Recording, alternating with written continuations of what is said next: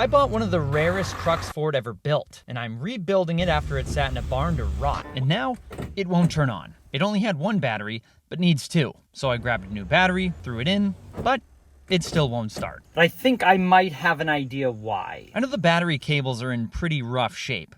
Like, bad. Look at this ground wire. Probably why the thing's not starting. So I'm gonna rewire the entire system. Both batteries come out, as does the starter.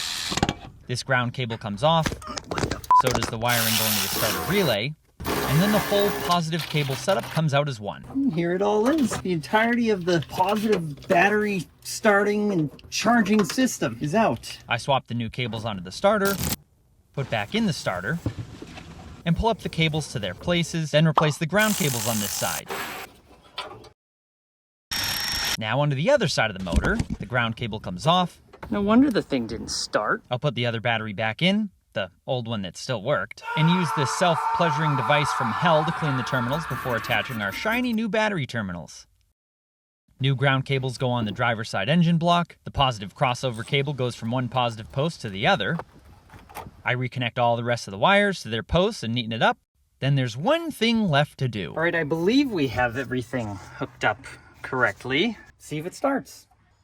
Oh, well, that's not great. It appears we have nothing at all. What did I do wrong? Upon searching for my mistake, I find one little wire that hid from me. Bastard. That might have something to do with it. I'll put it back on and try again. That's better. Wow. Nice. Finally, the truck starts once again.